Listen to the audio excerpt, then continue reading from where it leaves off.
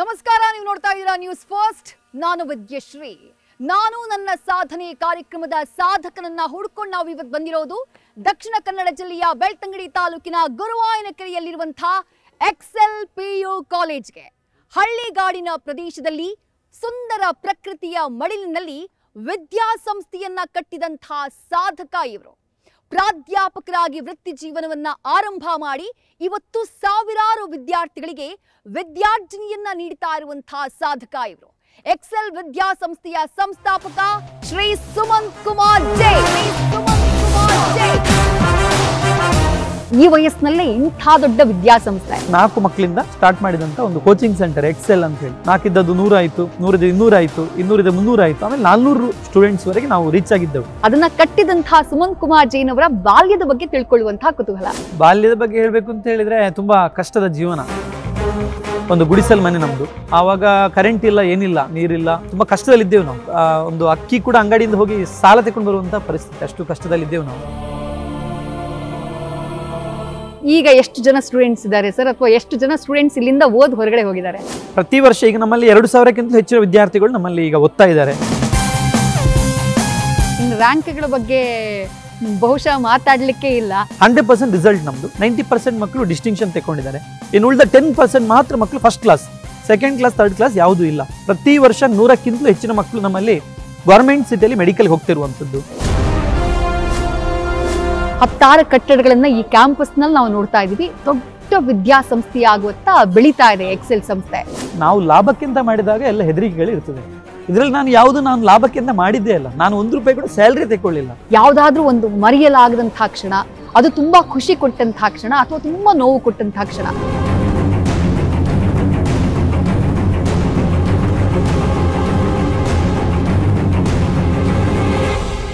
Sir, ಕಾರ್ಯಕ್ರಮಕ್ಕೆ ಸ್ವಾಗತ sir. ನಮಸ್ತೆ ಮೇಡಮ್, ಹೇಗಿದ್ದೀರಿ ಸರ್? ಚೆನ್ನಾಗಿದ್ದೇವೆ. ಹೇಳಿ. 36 ವರ್ಷ 37 ವರ್ಷ ಅಂದ್ರೆ ಇನ್ನು ಲೈಫಲ್ಲಿ ಸೆಟಲ್ ಆಗೋ ಬಗ್ಗೆ ಎಲ್ಲರೂ ಯೋಚನೆ ಮಾಡುವಂತಹ ಒಂದು ಕಾಲಘಟ್ಟ ಅದು. ಮನೆ ತಗೋಬೇಕು ಅಥವಾ EMI ಕಟ್ಟಬೇಕು, ಈ ಆಲೋಚನೆಗಳಲ್ಲಿ, ಈ ಜಂಜಾಟದಲ್ಲಿ ಎಲ್ಲರೂ ಮುಳುಗಿರ್ತಾರೆ. ಈ ವಯಸ್ಸಿನಲ್ಲೇ ಇಂಥ ದೊಡ್ಡ ವಿದ್ಯಾಸಂಸ್ಥೆ. ಒಂದು ಸಲ ಹಿಂದಕ್ಕೆ ತಿರುಗಿ ನೋಡಿದಾಗ ಎಷ್ಟು ಖುಷಿ ಇದೆ ಸರ್ ನಿಮ್ಗೆ? ಖಂಡಿತ ಮೇಡಮ್, ತುಂಬಾ ಖುಷಿ ಇದೆ. ಯಾಕಂತ ಹೇಳಿದ್ರೆ ನಾನೊಬ್ಬ ಲೆಕ್ಚರ್ ಆಗಿದ್ಕೊಂಡು, ಕೆಮಿಸ್ಟ್ರಿ ನೀಟ್ JEE ಟ್ರೈನರ್ ಆಗಿದ್ಕೊಂಡು, ಒಂದು ಸಣ್ಣದಾಗಿ ನಮ್ಮ ಊರಿನ ಮಕ್ಕಳಿಗೆ ಹೆಲ್ಪ್ ಆಗಲಿ ಅಂತ ಹೇಳುವ ಕಾರಣಕ್ಕೆ, ಗ್ರಾಮೀಣ ಪ್ರದೇಶದಲ್ಲಿ ಅನೇಕ ಮಕ್ಕಳು ಪ್ರತಿಭಾನ್ವಿತ ವಿದ್ಯಾರ್ಥಿಗಳಿರ್ತಾರೆ. ಸೊ ಅವರಿಗೆ ಮೆಡಿಕಲ್ ಮತ್ತು ಇಂಜಿನಿಯರಿಂಗ್ ಹೋಗಬೇಕು ಅಂತ ಹೇಳಿದ್ರೆ ಒಂದು ಒಳ್ಳೆ ಟ್ರೈನಿಂಗ್ ಬೇಕು, ಕೋಚಿಂಗ್ ಬೇಕಾಗ್ತದೆ. ಸೊ ಅಂಥದ್ದು ವಂಚಿತರಾಗಬಾರ್ದು ಅಂತ ಹೇಳುವ ಕಾರಣಕ್ಕೆ ಸ್ಟಾರ್ಟಿಂಗಲ್ಲಿ ನಾನು ಉಜಿರೆಯಲ್ಲಿ ಗ್ರಾಮೀಣ ಪ್ರದೇಶದಲ್ಲಿ ಒಂದು 4 ಮಕ್ಕಳಿಂದ ಒಂದು ಕೋಚಿಂಗ್ ಸೆಂಟರ್ ಎಕ್ಸೆಲ್ ಅಂತ ಹೇಳುವಂಥ ಕೋಚಿಂಗ್ ಸೆಂಟರ್ ನಾನು ಸ್ಟಾರ್ಟ್ ಮಾಡಿರುವಂಥದ್ದು. ನಾನು ಮುಡಬಿದ್ರೆ ಆಳ್ವಾಸ್ PUC ಕಾಲೇಜಲ್ಲಿ ಕೆಮಿಸ್ಟ್ರಿ ಲೆಕ್ಚರ್ ಆಗಿದ್ದಾಗ ಡೈಲಿ ನಮ್ಮ ಉಜಿರೆ ಮನೆಯಿಂದ ಅಲ್ಲಿಗೆ ಹೋಗಿ ಬರ್ತಾ ಇದ್ದೆ. ಸೊ ಆ ಸಂದರ್ಭದಲ್ಲಿ ಸಣ್ಣದಾಗಿ ಸ್ಟಾರ್ಟ್ ಮಾಡಿದಂಥ ಸಂಸ್ಥೆ. ನಾನು ಅಂದ್ಕೊಂಡಿರಲಿಲ್ಲ PUC ಕಾಲೇಜ್ ಮಾಡ್ಬೋದು, ಇಷ್ಟು ವಿದ್ಯಾರ್ಥಿಗಳಿಗೆ ನಾವು ಒಂದು ಹೆಲ್ಪ್ ಮಾಡ್ಬೋದು, ಇಷ್ಟು ವಿದ್ಯಾರ್ಥಿಗಳನ್ನು ಪ್ರತಿ ವರ್ಷ 100ಕ್ಕಿಂತ ಹೆಚ್ಚು ವಿದ್ಯಾರ್ಥಿಗಳನ್ನು ಒಂದು ಗೌರ್ಮೆಂಟ್ ಸಿಟಿ ಕಳಿಸ್ಬೋದು ಅಂತ ಹೇಳಿ ನಾನು ಅಂದ್ಕೊಂಡಿರಲಿಲ್ಲ. ಈಗ ಎಷ್ಟು ಜನ ಸ್ಟೂಡೆಂಟ್ಸ್ ಇದ್ದಾರೆ ಸರ್, ಅಥವಾ ಎಷ್ಟು ಜನ ಸ್ಟೂಡೆಂಟ್ಸ್ ಇಲ್ಲಿಂದ ಹೊರಗಡೆ ಹೋಗಿದ್ದಾರೆ? ಪ್ರತಿ ವರ್ಷ ಈಗ ನಮ್ಮಲ್ಲಿ 2000ಕ್ಕಿಂತ ಹೆಚ್ಚಿನ ವಿದ್ಯಾರ್ಥಿಗಳು ನಮ್ಮಲ್ಲಿ ಈಗ ಓದ್ತಾ ಇದ್ದಾರೆ. ಲಾಸ್ಟ್ ಇಯರ್ ನಮ್ಮಲ್ಲಿ 500 ವಿದ್ಯಾರ್ಥಿಗಳು ಸೆಕೆಂಡ್ PUCಯಲ್ಲಿ ಪಾಸ್ ಆಗಿ ಹೋಗಿದ್ದಾರೆ. ಅದರಲ್ಲಿ 90% ಮಕ್ಕಳು 100% ರಿಸಲ್ಟ್ ನಮ್ಮದು. 90% ಮಕ್ಕಳು ಡಿಸ್ಟಿಂಕ್ಷನ್ ತಗೊಂಡಿದ್ದಾರೆ. ಇನ್ನು ಉಳಿದ 10% ಮಾತ್ರ ಮಕ್ಕಳು first class, second class, third class ಯಾವುದೂ ಇಲ್ಲ. ಪ್ರತಿ ವರ್ಷ 100ಕ್ಕಿಂತಲೂ ಹೆಚ್ಚಿನ ಮಕ್ಕಳು ನಮ್ಮಲ್ಲಿ ಗೌರ್ಮೆಂಟ್ ಸಿಟಿಯಲ್ಲಿ ಮೆಡಿಕಲ್ ಹೋಗ್ತಿರುವಂಥದ್ದು. CETಯಲ್ಲಿ 1000 ಒಳಗಡೆ ಒಂದು 25ಕ್ಕಿಂತಲೂ ಹೆಚ್ಚು ರ್ಯಾಂಕ್ ಬಂದಿರುವಂಥದ್ದು. JEEಯಲ್ಲಿ 95% ಎಬೋವ್ 72 ಮಕ್ಕಳು ತೆಗೆದಿರುವಂಥದ್ದು. ಇದೆಲ್ಲ ನಮಗೆ ತುಂಬ ಖುಷಿಯ ವಿಚಾರ. ಯಾಕೆಂತ ಹೇಳಿದರೆ ನಮ್ಮ ಉದ್ದೇಶ ಏನಿತ್ತು ಅಂತ ಹೇಳಿದರೆ ಒಂದು ಸಣ್ಣ ಮಟ್ಟದಲ್ಲಿ ಗ್ರಾಮೀಣ ಪ್ರದೇಶದ ವಿದ್ಯಾರ್ಥಿಗಳಿಗೆ ಹೆಲ್ಪ್ ಆಗಲಿ ಅಂತ ಹೇಳಿ ಸ್ಟಾರ್ಟ್ ಮಾಡಿದಂಥ ಸಂಸ್ಥೆ. ಮತ್ತು ಪೇರೆಂಟ್ಸ್ಗಳ ಡಿಮಾಂಡ್ ಮೇರೆಗೆ, ಪ್ರೆಷರ್ ಮೇರೆಗೆ ನಾವು ಹಾಸ್ಟೆಲ್ ಕೂಡ ಮಾಡಿ ಒಂದು ಒಳ್ಳೆ ರೀತಿಯಲ್ಲಿ PU ಕಾಲೇಜ್ 2019ರಲ್ಲಿ ನಾವು ಸ್ಟಾರ್ಟ್ ಮಾಡಿರುವಂಥದ್ದು. ನಾನು ನನ್ನ ಡಾಕ್ಟರ್ ಆಗುವಂತಹ ಕನಸನ್ನ ನನಸು ಮಾಡ್ಕೊಳ್ಳೋಕೆ ನನ್ನ ಕಾಲೇಜ್ ನನಗೆ ಮೆಟ್ಲಾಗಿ ನಿಂತಿದೆ ಅಂತ ಹೇಳಿದರೆ ತಪ್ಪಾಗಲ್ಲ. ಬಿಕಾಸ್ ಎಜುಕೇಷನ್ ವಿಷಯ ಅಂತ ಬಂದಾಗ ನಮಗೆ ಇರುವಂಥ ಪ್ರತಿಯೊಂದು ಡೌಟ್ನ ಕೂಡ ಕ್ಲಾರಿಫೈ ಮಾಡುವಂಥ ಲೆಕ್ಚರ್ಸ್ ನಮಗಿದ್ದಾರೆ. ಮತ್ತು ಊಟದ ಫೆಸಿಲಿಟೀಸು ಅಷ್ಟೇ ತುಂಬ ಚೆನ್ನಾಗಿರುತ್ತೆ. ಮತ್ತು the care of the wardens, ಎಲ್ಲೋ ಒಂದು ಕಡೆ ಮನೆ ನೆಟ್ ಮಾಡ್ತಿದ್ದೀವಿ ಅಂದರೆ ಅವರೇ ನಮ್ಮ ತಂದೆ ತಾಯಿ ಸ್ಥಾನದಲ್ಲಿ ನಿಂತು ನಮಗೆ ಪ್ರೀತಿ ಕಾಳಜಿಯನ್ನೆಲ್ಲ ಕೊಡ್ತಾರೆ.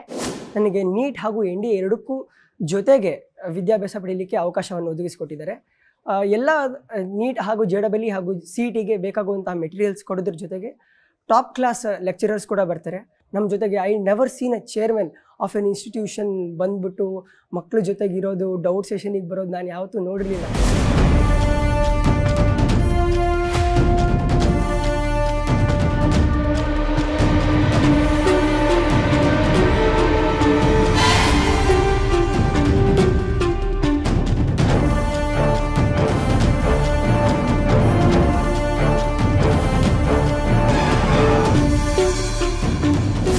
ಕಾಲೇಜಿನ ಸಾಧನೆ ಬಗ್ಗೆ ನಾನು ತಿಳ್ಕೊಳ್ಳೇಬೇಕು. ಬಟ್ ಅದಕ್ಕೂ ಮೊದಲು ಅದನ್ನ ಕಟ್ಟಿದಂತಹ ಸುಮಂತ್ ಕುಮಾರ್ ಜೈನ್ ಅವರ ಬಾಲ್ಯದ ಬಗ್ಗೆ ತಿಳ್ಕೊಳ್ಳುವಂತಹ ಕುತೂಹಲ. ಹೇಗಿತ್ತು ಸರ್ ನಿಮ್ ಬಾಲ್ಯ, ಹೇಗಿತ್ತು ಸರ್? ಬಾಲ್ಯದ ಬಗ್ಗೆ ಹೇಳ್ಬೇಕು ಅಂತ ಹೇಳಿದ್ರೆ ತುಂಬಾ ಕಷ್ಟದ ಜೀವನ. ಯಾಕಂತ ಹೇಳಿದ್ರೆ ನಮ್ಮ ಅಜ್ಜ ಸ್ವಲ್ಪ ಜಮೀನ್ದಾರ್ ಆಗಿದ್ರು ಕೂಡ ಡಿಕ್ಲರೇಷನ್ ಕಾನೂನು ಬಂದು ಎಲ್ಲ ಹೋಗಿತ್ತು. ಎಲ್ಲಿವರೆಗೆ ಕಷ್ಟ ಇತ್ತು ಅಂತ ಹೇಳಿ ಸಣ್ಣ ಹುಲ್ಲಿನ ಮನೆ, ಒಂದು ಗುಡಿಸಲ್ ಮನೆ ನಮ್ಮದು. ನಾನು 7th ವರೆಗೂ ಅದರಲ್ಲಿ ಇದ್ದೆ ನಾನು. ಆವಾಗ ಕರೆಂಟ್ ಇಲ್ಲ, ಏನಿಲ್ಲ, ನೀರಿಲ್ಲ, ತುಂಬ ಕಷ್ಟದಲ್ಲಿದ್ದೆವು ನಾವು. ಕೆಲವೊಮ್ಮೆ ಊಟಕ್ಕೂ ಕೂಡ ಒಂದು ಅಕ್ಕಿ ಕೂಡ ಅಂಗಡಿಯಿಂದ ಹೋಗಿ ಸಾಲ ತಗೊಂಡು ಬರುವಂಥ ಪರಿಸ್ಥಿತಿ, ಅಷ್ಟು ಕಷ್ಟದಲ್ಲಿದ್ದೆವು ನಾವು. ಕನ್ನಡ ಮೀಡಿಯಂ ಸರ್ಕಾರಿ ಶಾಲೆಯಲ್ಲಿ ಓದಿದವ ನಾನು. 7th ವರೆಗೆ ನಮ್ಮ ಕಡಿರುದ್ದಿ ಅವರ ಅಂತ ಹೇಳಿ ಬೆಳ್ತಂಗಡಿ ತಾಲೂಕಿನ ಒಂದು ಗ್ರಾಮೀಣ ಪ್ರದೇಶ ಅದು, ಅಲ್ಲಿ ನಾನು ಓದ್ತಾ ಇದ್ದೆ. ಅಲ್ಲಿ ನನಗೆ ಒಳ್ಳೆ ಟೀಚರ್ಸ್ ನಮ್ಗೆ ಸಪೋರ್ಟ್ ಮಾಡಿದ್ರು ಅಂತ ಸರೋಜ್ ಟೀಚರ್ ಅಂತ ಹೇಳಿದರು. ಅವ್ರ ಟೀಚರ್ಸನ್ನು ನಾವು ಯಾವತ್ತೂ ಕೂಡ ಮರೀಲಿಕ್ಕೆ ಸಾಧ್ಯವೇ ಇಲ್ಲ. ಸೊ 7th ನಂತರ ನನಗೆ ಹೈಸ್ಕೂಲ್ ಜೀವನಕ್ಕೆ ಹೋಗುವಾಗ ನಾನು ಪರಮಪೂಜ್ಯ ಕಾವಂದರ ಒಂದು ಆಶೀರ್ವಾದ ಸಿಕ್ಕಿತ್ತು ನಮಗೆ. ಅದು ನಮ್ಮ ಜೀವನದ ಪ್ರಮುಖ ಒಂದು ಅಂಶ ಅಂತ ಹೇಳ್ಬೋದು. ರತ್ನಮಾನಸ ಅಂತ ಹೇಳುವಂಥ ಒಂದು ಹಾಸ್ಟೆಲ್ಗೆ ನಾನು ಸೇರುವಂಥದ್ದು ಪ್ರಥಮ ಪುಣ್ಯ ಅಂತ ಹೇಳ್ಬೋದು. ಆಮೇಲೆ 10th ಆದಮೇಲೆ ಮತ್ತೆ PUC ಅಲ್ಲಿ ಕೂಡ ನಾವು ಸಿದ್ಧವನದಲ್ಲಿ ಓದಿರುವಂಥದ್ದು, ಅದು ನನಗೆ ತುಂಬ ಹೆಲ್ಪ್ ಆಯಿತು. ನಾವು 10th ವರೆಗೆ ಕನ್ನಡ ಮೀಡಿಯಮಲ್ಲಿ ಓದಿದವರು. ನಾವು ಓದೋದ್ರಲ್ಲಿ ಹುಷಾರಿದ್ದೆ ನಾನು. 10th ಅಲ್ಲಿ ಕೂಡ ಒಳ್ಳೆ ಮಾರ್ಕ್ ತಗೊಂಡಿದ್ದೆ. ಮತ್ತು PUC ಬಂದಾಗ ಸೈನ್ಸ್ ತಗೊಂಡೆ. ಸ್ಟಾರ್ಟಿಂಗ್ ಸ್ವಲ್ಪ ಕಷ್ಟ ಆಯಿತು. ನನಗೂ ಕೂಡ ಒಂದು ಮೆಡಿಕಲ್ ಹೋಗಬೇಕು ಅಂತ ಹೇಳುವಂಥ ಒಂದು ಆಸೆ ಇತ್ತು, ಡಾಕ್ಟರ್ ಆಸೆ ಇತ್ತು. ಬಟ್ ಆವಾಗ ಪರಿಸ್ಥಿತಿ ಮನೆಯಲ್ಲಿ ಸ್ವಲ್ಪ ಕಷ್ಟ ಇತ್ತು, ತುಂಬ ಒಳ್ಳೆ ಕೋಚಿಂಗ್ ಹೋಗ್ಲಿಕ್ಕೆ ಆಗಿರಲಿಲ್ಲ. ಹಾಗಾಗಿ ನಂಗೊಂದು ಅವಾಗಲೇ ಒಂದು ಡ್ರೀಮ್ ಇತ್ತು, ನಾವೇ ಒಂದು ಈ ಥರ ಒಂದು ಕೋಚಿಂಗ್ ಸೆಂಟರ್ ಮಾಡಿ ನಮ್ಮಂಥ ಒಂದು ಅವಕಾಶ ವಂಚಿತರಿಗೆ ಒಂದು ಹೆಲ್ಪ್ ಆಗಬೇಕು ಅಂತ ಹೇಳುವಂಥ ಒಂದು ಆಸೆ ಅವಾಗಲೇ ಇತ್ತು ನನಗೆ. PUC ಟೈಮಲ್ಲಿ ನನಗೆ ಮಿಸ್ ಮಾಡ್ತಾ ಇದ್ದೆ ನಾನು ಕೋಚಿಂಗನ್ನು. ಹಾಗೆ ಆಮೇಲೆ BSc ಮಾಡಿದೆ ನಾನು. BSc ಮಾಡಿ ಮತ್ತು BSc ನಾನು SDMನ ಡಿಗ್ರಿ ಕಾಲೇಜಲ್ಲಿ ಓದಿದ್ದು ನಾನು. ಆವಾಗ ಕೂಡ ಒಂದು ನನಗೆ ಕಾಲೇಜಿನ ವೈಸ್ ಪ್ರೆಸಿಡೆಂಟ್ ಆಗುವಂಥ ಒಂದು ಅವಕಾಶ ಸಿಕ್ಕಿತ್ತು. ತುಂಬ ಕಷ್ಟ ಇದ್ದರೂ ಕೂಡ ನಮಗೆ ಒಂದು ದೇವರು ಒಳ್ಳೊಳ್ಳೆ ಅವಕಾಶಗಳನ್ನು ಕೊಟ್ಟಿದ್ದರು. ಅದಾದಮೇಲೆ ನಾನು MScಯನ್ನು Manipal MIT Manipal institute of ಟೆಕ್ನಾಲಜಿಯಲ್ಲಿ ಒಳ್ಳೆ 95% ಮುಂಚೆ ಒಂದ್ಸಲ ಕೆಲಸಕ್ಕೂ ಕೂಡ ನೀವು ಹೋಗ್ತೀರಿ ಅಂತ ನಾನು ಕೇಳಿದೆ. ಒಂದು ವರ್ಷ ಖಂಡಿತ ಮೇಡಮ್. ಯಾಕಂದರೆ ಆವಾಗ ಡಿಗ್ರಿ ಆದಮೇಲೆ ಸ್ವಲ್ಪ ಇನ್ನೂ ಕಷ್ಟ ಇತ್ತು, ಬಡತನ. ಮನೆಯಲ್ಲಿ ಒಂದು ವರ್ಷ ನಾನು ನಮ್ಮ ಬ್ಯಾಂಗ್ಳೂರ್ನ ಒಂದು ನಲ್ಲಿ ಸಿಲ್ಕ್ ಅಂತ ಹೇಳುವಂಥ ಒಂದು ಡ್ರೆಸ್ ಅಂಗಡಿಯಲ್ಲಿ ಸ್ವಲ್ಪ ಸೇಲ್ಸ್ ಮ್ಯಾನ್ ಆಗಿ ಸ್ವಲ್ಪ ಸಮಯ ಒಂದೂವರೆ ತಿಂಗಳು ವರ್ಕ್ ಮಾಡಿದ್ದೆ BSc ಆಗಿ. ಆಗ ನಮಗೆ ರಿಸಲ್ಟ್ ಬರೋವರೆಗೆ ಟೈಮ್ ಇರ್ತದಲ್ವಾ, ಒಂದೊಂದು ದಿನನೂ ಇಂಪಾರ್ಟೆಂಟ್ ನಮಗೆ. ಒಂದೂವರೆ ತಿಂಗಳು ನಾವು ಡ್ರೆಸ್ ಸೇಲ್ಸ್ ಮ್ಯಾನ್ ಆಗಿ ವರ್ಕ್ ಮಾಡಿದ್ದೆ ನಾನು. ಆಮೇಲೆ ನೆಕ್ಸ್ಟ್ ನನಗೆ BSc ರಿಸಲ್ಟ್ ಬಂತು. ಆಮೇಲೆ ಮಂಗಳೂರಲ್ಲಿ KOCL ಅಲ್ಲಿ ಕುದ್ರೆಮುಖ ಕಂಪನಿಯಲ್ಲಿ ನಮಗೆ ಒಂದು ಏನು ಹೇಳುವುದು ಕಾಂಟ್ರಾಕ್ಟ್ ಬೇಸಿಸಲ್ಲಿ ಕೆಲಸ ಮಾಡಲಿಕ್ಕೆ ಸ್ಟಾರ್ಟ್ ಮಾಡಿದ್ದು ನಾನು. ಸ್ಟಾರ್ಟಿಂಗಲ್ಲಿ ಕಾಂಟ್ರಾಕ್ಟ್ ಬೇಸಿಸಲ್ಲಿ. ಅದಾದಮೇಲೆ ಅದರೊಟ್ಟಿಗೆ ನಾನು 3 ಕೆಲಸ ಸೈಮಲ್ಟೇನಿಯಸ್ಲಿ ಮಾಡ್ತಿದ್ದೆ. ಒಂದು ಹಗಲಲ್ಲಿ ನಾವು ಕಾಂಟ್ರಾಕ್ಟ್ ಕೆಲಸ ಅಂದರೆ ನಮ್ಮದು ಸರ್ವೇಯರ್ ಕೆಲಸ ಮಾಡ್ತಿದ್ದೆವು. ಅದಾದಮೇಲೆ ಈವ್ನಿಂಗಲ್ಲಿ ನಮಗೆ ಒಂದು ಟ್ಯೂಷನ್ ಸೆಂಟರಿಗೆ ಗಣೇಶ್ ಟ್ಯೂಟೋರಿಯಲ್ಸ್ ಅಂತ ಹೇಳಿತ್ತು ಮಂಗಳೂರಲ್ಲಿ, ವೆಲೆನ್ಸಿದ ಹತ್ರ. ಅಲ್ಲಿ ನಾವು ಒಂದು ಟ್ಯೂಷನ್ ಕೊಡಲಿಕ್ಕೆ ನನ್ನನ್ನು ಕರೆದಿದ್ರು. ಅವಾಗ ಎಷ್ಟು ಒಂದು ತಿಂಗಳಿಗೆ ಒಂದು 2,000 ಸಂಬಳ ಆಗ ಟ್ಯೂಷನ್ ಕೊಡಲಿಕ್ಕೆ, ಅದೊಂದು ಎಕ್ಸ್ಟ್ರಾ ವರ್ಕ್ ನಮಗೆ. ಆಮೇಲೆ ನೈಟ್ ಪುನಃ ನಮಗೆ ಅಲ್ಲಿ ಹಾರ್ಬರಲ್ಲಿ MRPಯಲ್ಲಿ ಕಾರ್ಗೋ ಬರ್ತಾ ಇತ್ತು, ಪೆಟ್ರೋಲಿಯಂ ಕ್ರೂಡ್ ಆಯಿಲ್ ಎಲ್ಲ ಬರ್ತಾ ಇತ್ತು. ಅದಕ್ಕೆ ನಾವೇನು ಮಾಡಬೇಕು, ಸರ್ವೆ ಮಾಡುವಂಥದ್ದು. ಈ 3 ಕೆಲಸವನ್ನು ಸೈಮಲ್ಟೇನಿಯಸ್ಲಿ 1 ವರ್ಷ ನಾನು ಮಾಡಿದ್ದೆ ಆಗ. ಅಂದರೆ ಅಷ್ಟು ಕಷ್ಟ ಇತ್ತು ಮನೆಯಲ್ಲಿ. ಹಾಗಾಗಿ ಹಾಗಾಗಿ ನನಗೆ ಅದರಲ್ಲಿ 3ರಲ್ಲಿ ಕೂಡ ಇಷ್ಟ ಆದದ್ದು ಯಾವುದು ಅಂತ ಹೇಳಿದರೆ ಆ ಟ್ಯೂಷನ್ ಕೊಡುವಂಥದ್ದು ಮಕ್ಕಳಿಗೆ. ಮಕ್ಕಳು ತುಂಬ ನಮ್ಮನ್ನು ಒಂದು ಇಷ್ಟಪಡ್ತಾ ಇದ್ರು. ಹಾಗೆ ನನಗೆ ಅನಿಸ್ತು, ನಾನು ಇನ್ನು BSc ಆಗಿ ನನ್ನ ಒಂದು ಏನು ಸ್ಕಿಲ್ ಇದೆ ಅದನ್ನು ವೇಸ್ಟ್ ಮಾಡೋದು ಬೇಡ, MSc ಮಾಡುವ ಕಷ್ಟ ಆದರು ಅಂತ ಹೇಳಿ ಬ್ಯಾಂಕ್ ಲೋನ್ ಮಾಡಿ, ಆವಾಗ ವಿಜಯ ಬ್ಯಾಂಕ್ ಅಂತ ಹೇಳಿತ್ತು ನಮ್ಮ ಮುಂಡಾಜೆ, ಅಲ್ಲಿ ನಾನು MScಗೆ ಲೋನ್ ಮಾಡಿ MITಯಲ್ಲಿ ಮಾಡಿರುವಂಥದ್ದು. ಅದಕ್ಕೆ ನಾನು ಒಳ್ಳೆ ಮಾರ್ಕ್ ಬಂದು ನೆಕ್ಸ್ಟ್ ನಾನು ಖಂಡಿತ ಮೇಡಮ್, ಖಂಡಿತ ಹೌದು. 2nd ರ್ಯಾಂಕ್ ಬಂದಿದ್ದು ನನಗೆ MScಯಲ್ಲಿ. MScಯಲ್ಲಿ ರ್ಯಾಂಕ್ ಪಡಿತೀರಿ. ಅದಾದ ನಂತರ ನಿಮ್ಮ ಶಿಕ್ಷಣದ ವೃತ್ತಿ ಆರಂಭ ಆಗುತ್ತೆ ಆಳ್ವಾಸಿಂದ. ಅದ್ರ ಬಗ್ಗೆ ತಿಳಿಸ್ತಾ ಹೋಗೋದು ಸರ್? ಮೇಡಮ್, ನಾನು ಅದೇ MSc ಆದಮೇಲೆ ನನ್ನ ಲೆಕ್ಚರ್ ಆಗಿ ನಾನು ಮೂಡಬಿದ್ರೆ ಆಳ್ವಾಸ್ PUC ಕಾಲೇಜಲ್ಲಿ ಕೆಮಿಸ್ಟ್ರಿ ನೀಟ್ ಟ್ರೈನರ್ ಆಗಿ JEE ಟ್ರೈನರ್ ಆಗಿ ನಾನು ಸೇರಿಕೊಂಡೆ. ಅದೇ ಟೈಮಲ್ಲಿ ನನಗೆ ಡೈಲಿ ಮನೆಯಿಂದ ಹೋಗಿ ಬರ್ತಾ ಇದ್ದೆ. ಆ ಸಂದರ್ಭದಲ್ಲಿ ನನಗೆ ಒಂದು ಊರಲ್ಲಿ ಒಂದು ಸಣ್ಣದಾಗಿ ನಮ್ಮ ಗ್ರಾಮೀಣ ಪ್ರದೇಶ ಉಜಿರೆ, ಅಲ್ಲಿ ಮಕ್ಕಳಿಗೆ ಒಂದು ಹೆಲ್ಪ್ ಆಗಲಿ ಅಂತ ಹೇಳಿ 4 ಮಕ್ಕಳಿಂದ ಸ್ಟಾರ್ಟ್ ಮಾಡಿದಂಥ ಒಂದು ಕೋಚಿಂಗ್ ಸೆಂಟರ್ ಎಕ್ಸೆಲ್ ಅಂತ ಹೇಳಿ. ಅವಾಗ ಯಾವ ವರ್ಷ ಸರ್? ಅವಾಗ 2016 ಮೇಡಮ್. 2016ರಲ್ಲಿ ಸಣ್ಣದಾಗಿ ಒಂದು ಸಣ್ಣ ಒಂದು ರೆಂಟೆಡ್ ಒಂದು ರೂಮಲ್ಲಿ 4 ಮಕ್ಕಳಿಂದ ಸ್ಟಾರ್ಟ್ ಮಾಡಿದಂಥ ಇನ್ಸ್ಟಿಟ್ಯೂಷನ್. ಅದು ಕೂಡ ಯಾರು ಅಂತ ಹೇಳಿ 4 ಮಕ್ಕಳಿಗೆ ಫ್ರೀ ಆಗಿ, ನಾನು ₹1 ಕೂಡ ತಗೊಂಡಿರಲಿಲ್ಲ. ಟಾಪರ್ಸ್ 4 ಮಕ್ಕಳಿಗೆ ಅವರಿಗೆ ನೀಟ್ ಬೇಕಿತ್ತು. 4 ಮಕ್ಕಳಿಗೆ ಫ್ರೀ ಆಗಿ ನಾವು ಕೋಚಿಂಗ್ ಕೊಟ್ಟಿರುವಂಥದ್ದು. ಈಗ ಎಲ್ಲರೂ ಕೂಡ ಒಳ್ಳೆ ಪೊಸಿಷನ್ ಇದ್ದಾರೆ 4 ಮಕ್ಕಳು ಕೂಡ. ಹಾಗೆ ಆಮೇಲೆ ಆ 4 ಮಕ್ಕಳಿಂದ ವರ್ಷದಿಂದ ವರ್ಷಕ್ಕೆ ಅವ್ರು ಹೋಗಿ ಉಳಿದವರಿಗೆ ಹೇಳಿ ಅವ್ರಿಗೆ ಒಳ್ಳೆ ಮಾರ್ಕ್ ಬಂದಾಗ 4 ಇದ್ದದ್ದು 100 ಆಯಿತು, 100 200 ಆಯಿತು, 200 300 ಆಯಿತು. ಆಮೇಲೆ 400 ಸ್ಟೂಡೆಂಟ್ಸ್ ವರೆಗೆ ನಾವು ರೀಚ್ ಆಗಿದ್ದೆವು 2019 ಆಗುವಾಗ. ಆಳ್ವಾಸಲ್ಲಿ ಟೀಚಿಂಗ್ ಮಾಡ್ತಾನೆ ಇಲ್ಲಿ ಕೋಚಿಂಗ್ ಸೆಂಟರ್ ನಡೆಸ್ತಾ ಇದ್ರಿ. 400 ಮಕ್ಕಳವರೆಗೂ ಬರುತ್ತೆ. ಅಂದ್ರೆ ಮಾಡಬೇಕು ಅಂತ ಯಾಕೆ ಅನ್ನಿಸ್ತು ಸರ್? ನಾನು ನೋಡಿ ಹಗಲಲ್ಲಿ ಲೆಕ್ಚರ್ ಆಗಿ ಆಳ್ವಾಸಲ್ಲಿ ವರ್ಕ್ ಮಾಡ್ತಾ ಇದ್ದೆ. ಈವ್ನಿಂಗ್ ಮತ್ತೆ ಸ್ಯಾಟರ್ಡೆ ಸಂಡೇಗಳೆಲ್ಲ ಈವ್ನಿಂಗ್ ಅಲ್ಲಿಂದ ಬಂದು ಬೈಕಲ್ಲಿ ಬಂದು ಮತ್ತೆ ಇಲ್ಲಿ ಕ್ಲಾಸ್ ಮಾಡ್ತಾ ಇದ್ದೆ. ಆ ಥರ ಬೈಕ್ ನಲ್ಲಿ ಓಡಾಡ್ತಾ ಸಂಡೇ ಕ್ಲಾಸಸ್ ಮಾಡ್ತಿದ್ದೆವು. ಆಮೇಲೆ ಈ ಚಾಲೆಂಜ್ಗಳು ಜಾಸ್ತಿ ಆಗ್ತಾ ಹೋಯ್ತು. ಹೇಗೆಂತ ಹೇಳಿದ್ರೆ ಈ ನೀಟ್ಗಳು ಬಂದಾಗ, ನೀಟ್ ಎಕ್ಸಾಮ್ಸ್, ಕಾಂಪಿಟೇಟಿವ್ ಎಕ್ಸಾಮ್ಸಿಗೆ ನಾವು ವೀಕೆಂಡ್ ಕ್ಲಾಸಸ್ ಸಾಕಾಗುದಿಲ್ಲ ಮೇಡಮ್. ನೀಟ್ ಇರ್ಬೋದು, JEEಗೆಲ್ಲ ನಮ್ಮದೇ ಒಂದು day time full time coaching ಇದ್ದಾಗ, ಇಂಟಿಗ್ರೇಟೆಡ್ ಸಿಸ್ಟಮ್ ಇದ್ದಾಗ ಈ ರ್ಯಾಂಕ್ ತೆಗಿಲಿಕ್ಕೆ ಸ್ವಲ್ಪ ಈಸಿ ಆಗ್ತದೆ. ಸೊ ಆ ಉದ್ದೇಶಕ್ಕೆ ನಾವು ಏನು ಮಾಡಿದ್ವಿ ಅಂತ ಹೇಳಿದರೆ, ನಮ್ಮದೇ ಒಂದು PU ಕಾಲೇಜ್ ಮಾಡುವ. ಪೇರೆಂಟ್ಸ್ಗಳು ಕೂಡ ತುಂಬ ರಿಕ್ವೆಸ್ಟ್ ಮಾಡಿಕೊಂಡ್ರು, ನೀವೇ ಯಾಕೆ PU ಕಾಲೇಜ್ ಮಾಡಬಾರ್ದು ಹೇಳುವಂಥ ಒಂದು ರಿಕ್ವೆಸ್ಟ್ ಮೇರೆಗೆ 2019ರಲ್ಲಿ ಇನ್ಫಿನಿಟಿ ಲರ್ನಿಂಗ್ ಫೌಂಡೇಶನ್ ಅಂತ ಹೇಳಿ ನಮ್ಮದೊಂದು ಸಣ್ಣದಾಗಿ ನಮ್ಮದು 200 ಮಕ್ಕಳಿಂದ ಸ್ಟಾರ್ಟ್ ಆದಂಥ ಒಂದು PU ಕಾಲೇಜ್ ನಮ್ಮದು. ಸೊ ಹಾಗಾಗಿ ಆಗ ಸುಮಂತ್ ಕುಮಾರ್ ಜೈನ್ ಅವ್ರ ಜೊತೆಗೆ ಎಷ್ಟು ಜನ ಬಂದರು, ಎಷ್ಟು ಜನ ನಿಂತರು? ಯಾಕಂದ್ರೆ ಒಂದು ಉದ್ಯೋಗವನ್ನ ಮಾಡ್ತಿರ್ತೀರಿ, ಒಂದು ಕೋಚಿಂಗ್ ಸೆಂಟರ್ನ ಮಾಡ್ತಿರ್ತೀರಿ. ನಾನೊಂದು ಕಾಲೇಜ್ ಕಟ್ತೀನಿ ಅಂತ ಹೊರಟ್ರೆ, ಯಾರ್ ಮಾರ ಇವಾಗ ಕಾಲೇಜ್ ಕಟ್ಲಿರ್ತೀನಿ ಹೊರಡ್ತಾನಲ್ಲ ಅಂತ ಮಾತುಗಳು ಕೇಳಿ ಬರ್ಲಿಲ್ವಾ? ಖಂಡಿತ ತುಂಬಾ ಮಂದಿ ಅದೇ ತರ ನಂಬಿದ್ರು. ಬಟ್ ಯಾವಾಗ ನಮ್ದು ಒಂದು ರಿಸಲ್ಟ್ ಬರ್ಲಿಕ್ಕೆ ಸ್ಟಾರ್ಟ್ ಆಯಿತು, ಆಮೇಲೆ ನಮ್ಮ ಜನಗಳು ನಂಬಲಿಕ್ಕೆ ಸ್ಟಾರ್ಟ್ ಮಾಡಿದ್ರು. ಯಾಕಂದ್ರೆ ನನಗೆ ನಂಬಿಕೆ ಇತ್ತು. ಯಾಕಂದ್ರೆ ನಾನೇ ಒಬ್ಬ ಟೀಚರ್ ಆಗಿ ನೋಡಿ, ಒಬ್ರು ಬಿಸ್ನೆಸ್ ಮ್ಯಾನ್ ಆಗಿ ಕಾಲೇಜ್ ರನ್ ಮಾಡೋದಕ್ಕೂ ನಾನು ಟೀಚರ್ ಆಗಿ ನಾನೇ ಒಂದು ಕಾಲೇಜ್ ರನ್ ಮಾಡೋದಕ್ಕೂ ತುಂಬ ಡಿಫರೆನ್ಸ್ ಇದೆ. ಯಾಕಂದ್ರೆ ನಾನು ಇಲ್ಲಿ ನೋಡಿ ಬೆಳಿಗ್ಗೆ 5 ಗಂಟೆಗೆ ಬಂದರೆ ಕಾಲೇಜಿಗೆ ಬಂದರೆ ನೈಟ್ ಒಂದು 11:30ವರೆಗೂ ಡೈಲಿ ಇಲ್ಲಿಯೇ ಇರ್ತೇನೆ ಕಾಲೇಜಲ್ಲಿ.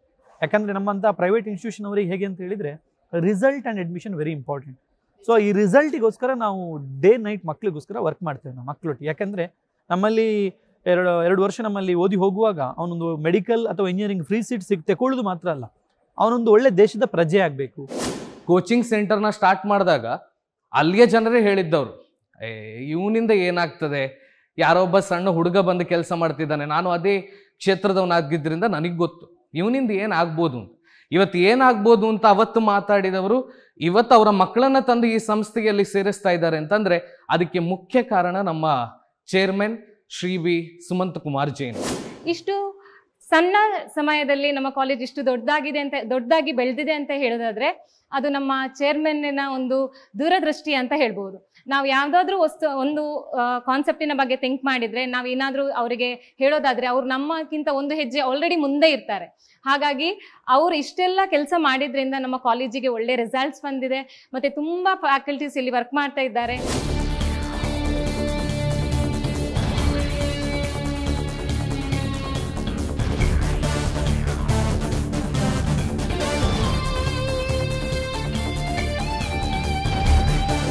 ಎರಡು 2019ಕ್ಕೆ ಕಾಲೇಜ್ ಸ್ಟಾರ್ಟ್ ಮಾಡಿದ್ವಿ ಅನ್ನುವಂಥ ಮಾತು ಹೇಳಿದ್ರೆ, ಸ್ಟಾರ್ಟ್ ಮಾಡಿದಾಗ ಎಷ್ಟು ವಿದ್ಯಾರ್ಥಿಗಳೊಂದಿಗೆ ಆರಂಭ ಆಯ್ತು ಮೇಡಮ್? ಆಗ್ಲೂ ನೋಡಿ 250 ಮಕ್ಕಳಿಂದ ನಾವು ಸ್ಟಾರ್ಟ್ ಆದಂಥ ಸಂಸ್ಥೆ.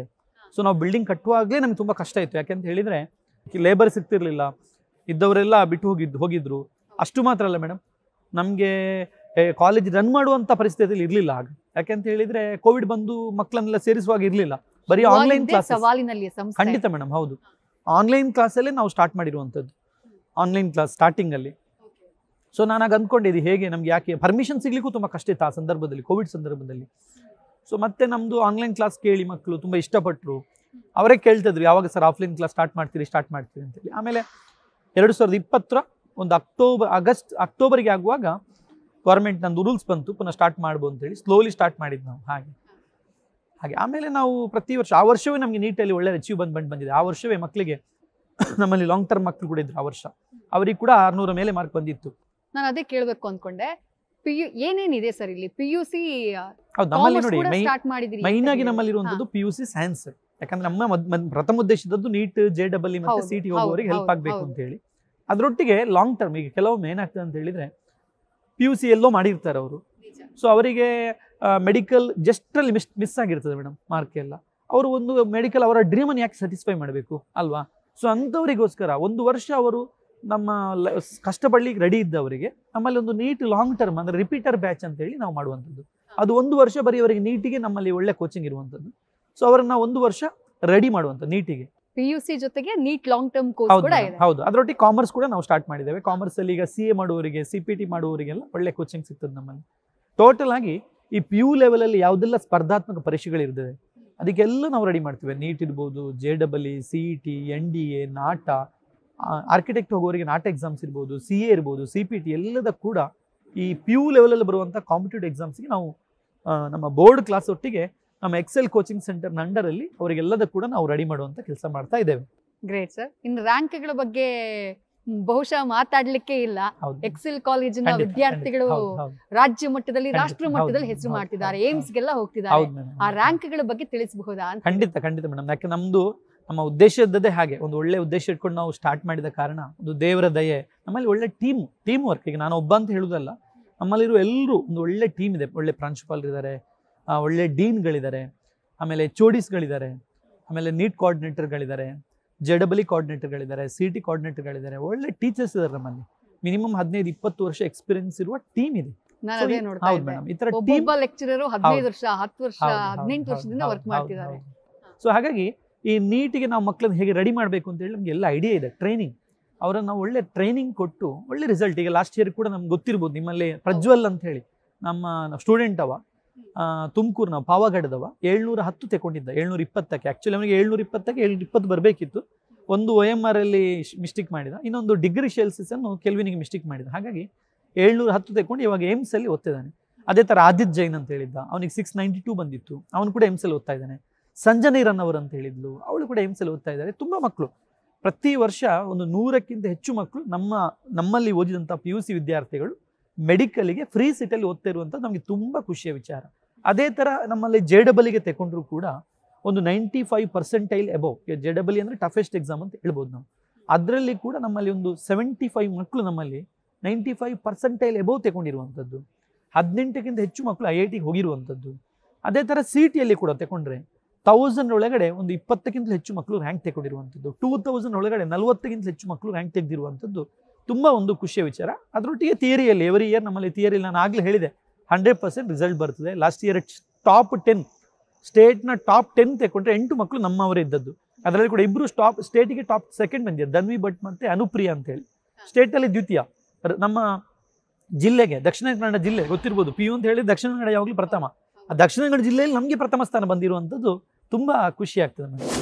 ಇಂತಹ ದೂರದೃಷ್ಟಿ ಇರುವಂತಹ, ಅಪಾರ ಶಿಕ್ಷಣದ ಮೇಲೆ ಪ್ರೀತಿ ಇರುವಂತಹ ವಿಶೇಷ ನಾಯಕ ನಮ್ಮ ಎಕ್ಸೆಲ್ ವಿದ್ಯಾಸಂಸ್ಥೆಗಳ ಆಡಳಿತ ಮಂಡಳಿಯ ಅಧ್ಯಕ್ಷರಾಗಿರುವಂತಹ ಸುಮಂತ್ ಕುಮಾರ್ ಜೈನ್ ಅವರು ನಿಜಕ್ಕೂ ಶಿಕ್ಷಣ ಪ್ರೇಮಿಗಳ ಅಭಿನಂದನೆಗೆ ಅರ್ಹರಾಗಿದ್ದಾರೆ. ಎಕ್ಸೆಲ್ ಪದವಿ ಪೂರ್ವ ಕಾಲೇಜು ಕೇವಲ ಶೈಕ್ಷಣಿಕವಾಗಿ ಮಾತ್ರ ಅಲ್ಲ, ಸಾಹಿತ್ಯಿಕವಾಗಿ, ಸಾಂಸ್ಕೃತಿಕವಾಗಿ ಎಲ್ಲ ಲಲಿತ ಕಲೆಗಳಲ್ಲಿ ಕೂಡ ವಿಶೇಷವಾದಂತಹ ಸಾಧನೆಯನ್ನು ಮಾಡಿದೆ. ಎಕ್ಸೆಲ್ PU ಕಾಲೇಜಿನ ಚೇರ್ಮನ್ ಸುಮಂತ್ ಕುಮಾರ್ ಜೈನ್ ಇವರ ತಂಗಿ ಎಂದು ಹೇಳಿಕೊಳ್ಳಲು ತುಂಬ ಹೆಮ್ಮೆಯಿಂದ ಹೇಳಿಕೊಳ್ಳಲು ಇಷ್ಟಪಡುತ್ತೇನೆ. ನಾವು ತುಂಬ ಗ್ರಾಮೀಣ ಪ್ರದೇಶದಿಂದ ಬಂದ ಇಬ್ಬರು ಮಕ್ಕಳು. ಅದರಲ್ಲಿ ನಮ್ಮ ಅಣ್ಣನಿಗೆ ಡಾಕ್ಟರ್ ಆಗಬೇಕೆನ್ನುವ ತುಂಬ ಆಸೆ ಇತ್ತು. ಬಟ್ ನಾವು ಗ್ರಾಮೀಣ ಪ್ರದೇಶದವರಾದ ಕಾರಣ ಶಿಕ್ಷಣದಲ್ಲಿ ಕೋಚಿಂಗ್ನ ವ್ಯವಸ್ಥೆ ಇರ್ಬೋದು ಅಥವಾ ಯಾವುದಾದ್ರೂ ಹೈಯರ್ ಎಜುಕೇಷನಿಗೆ ನಾವು ಗ್ರಾಮೀಣ ಪ್ರದೇಶದವರು ಆಗಿದ್ದ ಕಾರಣ ಸ್ವಲ್ಪ ಹಿಂದೆ, ಅಂದರೆ ನಮಗೆ ಕೋಚಿಂಗ್ ವ್ಯವಸ್ಥೆ ಸಿಗದ ಕಾರಣ ಅದು ಅವನಿಗೆ ದಕ್ಕಲಿಕ್ಕೆ ಸಾಧ್ಯ ಆಗಿರಲಿಲ್ಲ. ಆದ ಕಾರಣ ಅವನಿಗೊಂದು ಛಲ ಆ್ಯಂಡ್ ಅವನು ನೆಕ್ಸ್ಟ್ ನಾನು ಮುಂದೆ ಏನಾದರೂ ಒಂದು ಸಾಧನೆ ಮಾಡಬೇಕು ಅಂತ ಹೇಳೋದು ಕಾರಣ ಒಂದು ಸಣ್ಣ ಕೋಚಿಂಗ್ ಸೆಂಟರ್ನ ಆರಂಭ ಮಾಡಿದ್ವಿ. ಅಲ್ಲಿ ಮಕ್ಕಳಿಗೆ ಅವನಿಗೆ ಯಾವುದು ಸಿಕ್ಕಲಿಲ್ಲ, ಅದನ್ನು ಈ ಗ್ರಾಮೀಣ ಪ್ರದೇಶದಲ್ಲಿ ಅವನಿಗೆ ಯಾವುದು ಸಿಗಬೇಕು ಎನ್ನುವ ಆಸೆ ಇತ್ತು. ಆದ ಕಾರಣ ಅವನು ಏನು ಮಾಡಿದ ಅಂತ ಹೇಳಿದರೆ ದೊಡ್ಡ ಕಾಲೇಜನ್ನು ರನ್ ಮಾಡಿ ಈಗ 1,000 ಮಕ್ಕಳಿಗೆ ಅವನ ಏನು ಕನಸಿತ್ತು, ಡಾಕ್ಟರ್ ಆಗಬೇಕು ಅನ್ನುವ ಕನಸಿತ್ತು, ಅದನ್ನು ಇಲ್ಲಿ ನೀಟ್ ಆಗಲಿ, JEE ಆಗಲಿ, CET ಆಗಲಿ ಕೋಚಿಂಗ್ನ ಮೂಲಕ ಆ ಮಕ್ಕಳಿಗೆ ಡಾಕ್ಟರ್ ಆಗಬೇಕನ್ನೋ ಆಸೆಯನ್ನು ಈಡೇರಿಸುವ ಮೂಲಕ ಅವನ ಆಸೆಯನ್ನು ಈಡೇರಿಸಲಿಕ್ಕೆ ಇಷ್ಟಪಡುತ್ತಿದ್ದಾನೆ ಅಂತ ಹೇಳಲಿಕ್ಕೆ ನಾನು ತುಂಬ ಖುಷಿ ಪಡುತ್ತೇನೆ. ಸುಮಂತ್ ಕುಮಾರ್ ಜೈನ್ ನನ್ನ ಬಹಳ ಆತ್ಮೀಯ ಶಿಷ್ಯರಲ್ಲಿ ಒಬ್ಬರು. ಇವತ್ತು ಬಹಳ ಹೆಮ್ಮೆ ಆಗ್ತಾ ಇದೆ ಅವರ ಈ ಎಲ್ಲ ಸಾಧನೆಗಳನ್ನು, ಔನ್ನತ್ಯವನ್ನು, ಅವರೇರಿರ್ತಕ್ಕಂತಹ ಎತ್ತರವನ್ನು ಗಮನಿಸ್ತಾ ಇರುವಾಗ. ಆರಂಭದ ದಿನಗಳಲ್ಲಿ ಬಹಳಷ್ಟು ಪರಿಶ್ರಮವನ್ನು ವಹಿಸಿ ತುಂಬ ಕಷ್ಟದಿಂದ ಅವರು ತಮ್ಮ ಸ್ನೇಹಿತರ ಒಡಗೂಡಿ ಈ ಒಂದು ವಿದ್ಯಾಸಂಸ್ಥೆಯನ್ನು ಪ್ರಾರಂಭ ಮಾಡಿದರು.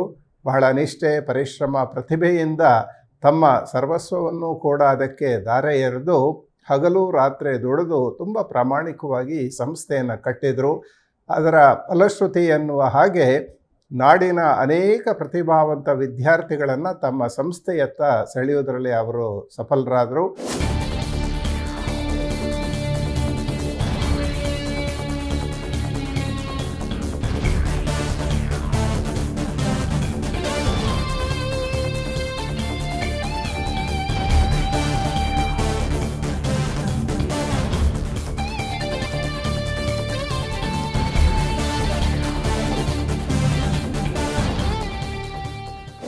ಒಬ್ಬ ಲೀಡರ್ ಇಷ್ಟು ದೊಡ್ಡ ಸಂಸ್ಥೆನ ಕಟ್ಟಿದಾನೆ, ಇಷ್ಟು ಸಂಸ್ಥೆಗಳನ್ನ ಏಕಕಾಲಕ್ಕೆ ನಡೆಸ್ತಿದ್ದಾನೆ ಅಂತಂದ್ರೆ ಅವ್ನ ಬೆನ್ನ ಹಿಂದೆ ಒಂದು ದೊಡ್ಡ ಟೀಮ್ ಹೌದು ಇರಬೇಕು. madam, ಹೌದು ಆ ಖಂಡಿತ. ಟೀಮ್ ಬಗ್ಗೆ ಹೇಳ್ಬೋದು, ಎಷ್ಟು ಜನರ ಟೀಮ್ ಇದೆ ಸುಮಂತ್ ಕುಮಾರ್ ಜೈನ್ ಅವರ ಹಿಂದೆ ಅಂತ ಹೇಳಿ? ನಮ್ಮಲ್ಲಿ ಟೀಚಿಂಗ್, ನಾನ್ ಟೀಚಿಂಗ್ ಸ್ಟಾಫ್, ಹಾಸ್ಟೆಲ್ ಟೀಚರ್ಸ್ ಅಂದ್ರೆ ವಾರ್ಡನ್ಸ್ ಅಂತ ಏನು ಹೇಳ್ತೇವೆ ಅವರು, ಆಮೇಲೆ ಫುಡ್ ಪ್ರಿಪರೇಷನ್ ಇರ್ಬೋದು, ಕ್ಲೀನಿಂಗ್ನವ್ರು ಇರ್ಬೋದು, ಎಲ್ಲ ಸೇರಿ ಟೋಟಲ್ ಒಂದು 503 ಮಂದಿ ಸ್ಟಾಫ್ ಇದ್ದಾರೆ ನಮ್ಮಲ್ಲಿ. ಅದೇ ಖುಷಿಯ ವಿಚಾರ. 503 ಮಂದಿಗೆ ಉದ್ಯೋಗದಾತರು ನೀವು. ಖಂಡಿತ ಮೇಡಮ್, ನನಗೆ ಅದೇ ತುಂಬಾ ಖುಷಿಯ ವಿಚಾರ. ಯಾಕಂತ ಹೇಳಿದ್ರೆ ಒಂದು 500 ಮಂದಿಯ ಫ್ಯಾಮಿಲಿ ರನ್ ಆಗ್ತಾ ಉಂಟು ನಮ್ಮ ಎಕ್ಸೆಲ್ ಸಂಸ್ಥೆಯಿಂದ, ನಮ್ಮಿಂದ ಅಂತಲ್ಲ, ಎಕ್ಸೆಲ್ ಸಂಸ್ಥೆಯಿಂದ. ಹಾಗಾಗಿ ನಾವು ಮತ್ತೆ ನೋಡಿ ಎಜುಕೇಶನ್, ನಮ್ಮ ಶಾಲೆ ಅಂತ ಹೇಳಿದ್ರೆ ನಾನು ಒಂದು ದೇವಸ್ಥಾನ ಅಂತ ಹೇಳಿ ನಂಬಿದವರು. ಯಾಕೆಂತ ಹೇಳಿದ್ ನೋಡಿ, ದೇವಸ್ಥಾನಕ್ಕಿಂತಲೂ ಶ್ರೇಷ್ಠ ಅಂತ ನಂಬಿದವರು ನಾವು. ನೋಡಿದೆ ನಾನು. ಯಾಕೆಂತ ಹೇಳಿದ್ರೆ ಮೇಡಮ್ ನೋಡಿ, ಹೊರಗಡೆ ಇಟ್ಟು ಖಂಡಿತ ಯಾಕೆಂತ ಹೇಳಿದ್ ನೋಡಿ, ಈಗ ನಾವು ದೇವಸ್ಥಾನಕ್ಕೆ ನಾವು ಹಿಂದೂಗಳು ಮಾತ್ರ ಹೋಗ್ತೇವೆ, ಚರ್ಚ್ಗೆ ನಮ್ಮ ಕ್ರೈಸ್ತ ಬಂದವರು ಮಾತ್ರ ಹೋಗ್ಬೋದು ಹೆಚ್ಚಾಗಿ, ಮಸೀದಿಗೆ ನಮ್ಮ ಮುಸಲ್ಮಾನ್ ಬಂದವರು ಹೋಗ್ಬೋದು. ಆದರೆ ಈ ಶಾಲೆಯಲ್ಲಿ ಈ ಎಲ್ಲಾ ಧರ್ಮದ ವಿದ್ಯಾರ್ಥಿಗಳು ದಿನಾ ಬೆಳಿಗ್ಗೆ ಒಂದು ಭಕ್ತಿಯಿಂದ ಪ್ರಾರ್ಥನೆ ಮಾಡ್ತಾರೆ ಕೈ ಮುಗಿದು. ಹಾಗಾಗಿ ಒಂದು ವಿಶೇಷ ಶಕ್ತಿ ಇರುವಂಥದ್ದು ಇಲ್ಲಿ. ಸೊ ಆ ವಿಶೇಷ ಶಕ್ತಿಯಿಂದ ಇದೆ ಅಂತ ಹೇಳಿ ನಂಬಿದವರು ನಾವು. ಹಾಗಾಗಿ ನಮಗೆ ಖಂಡಿತ ಒಳ್ಳೇದಾಗ್ತಿರುವಂಥದ್ದು ವರ್ಷದಿಂದ ವರ್ಷಕ್ಕೆ. ಅಷ್ಟು ಮಾತ್ರ ಅಲ್ಲ, ಸೊ ಈ ಕಾಲೇಜಲ್ಲಿ ನಮ್ದು ಏನು ಟ್ರಸ್ಟ್ ಇದೆ, ನಾನು ಇಷ್ಟರವರೆಗೆ 5 ವರ್ಷ ಆಯ್ತು ಮೇಡಮ್, 1 ರೂಪಾಯಿ ಕೂಡ ಸ್ಯಾಲ್ರಿ ತಗೊಳ್ಳಿಲ್ಲ. ಯಾಕೆಂತ ಹೇಳಿದ್ರೆ ನಮ್ಮ ಇನ್ಸ್ಟಿಟ್ಯೂಷನ್ ನಮ್ದು ಇದು ದೇವಸ್ಥಾನ ಥರ, ನಮ್ದು ಏನಾದರೂ ನಮ್ಮ ಲೈಫನ್ನು ಸ್ಯಾಕ್ರಿಫೈಸ್ ಮಾಡಿ ನಾವು ಒಂದು ಇಲ್ಲಿ ಕೆಲಸ ಮಾಡ್ತಿದ್ದೇವೆ. 5 ವರ್ಷದಿಂದ 1 ರೂಪಾಯಿ ಯಾವುದೇ ರೀತಿಯ ನಮ್ಮ ಇನ್ಫಿನಿಟಿ ಲರ್ನಿಂಗ್ ಫೌಂಡೇಶನಿಂದ ನಮ್ಮ 1 ರೂಪಾಯಿ ಕೂಡ ತೆಕ್ಕೊಳ್ಳಿಲ್ಲ. ಯಾವಾಗಲೂ ಹೇಳೋದು ನಿಮ್ದೊಂದು ಸ್ಯಾಲ್ರಿ ಇದೆ, ತೆಕ್ಕೊಳ್ಬೋದು ನಿಮಗೆ ಅಂತ.